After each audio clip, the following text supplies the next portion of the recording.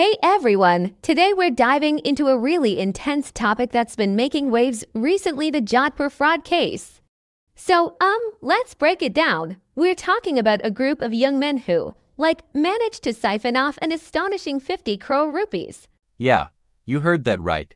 And, the whole thing is a crazy mix of cybercrime, cryptocurrency, and international scams. So grab a seat, and let's get into it.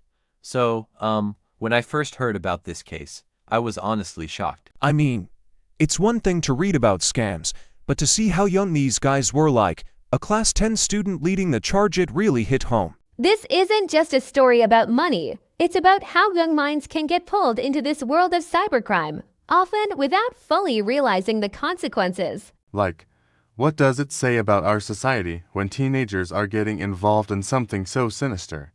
Now, let's talk about how they pulled this off. To mastermind, this young student, he orchestrated everything, and it involved some pretty sophisticated tactics.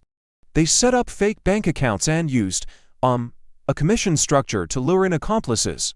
It's wild how they managed to convert regular currency into cryptocurrency, which, as we know, can be pretty difficult to trace.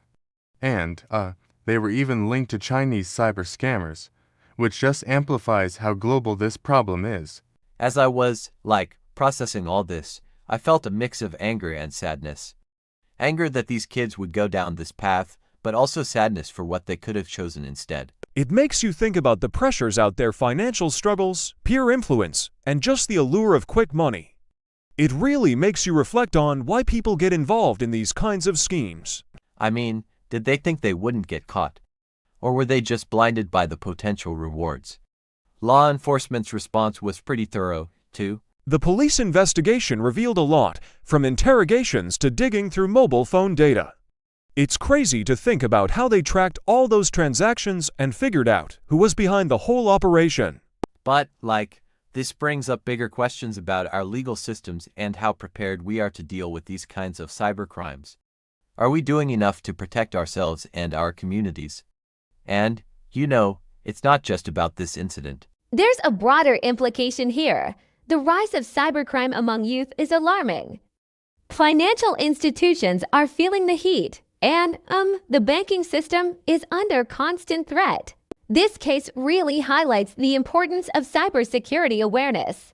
We need to educate ourselves, our kids, and anyone who might be vulnerable to these kinds of scams. It's all about staying informed. So, as we wrap this up, I just want to say that we need to take this seriously. It's essential to be vigilant and educated about cyber safety.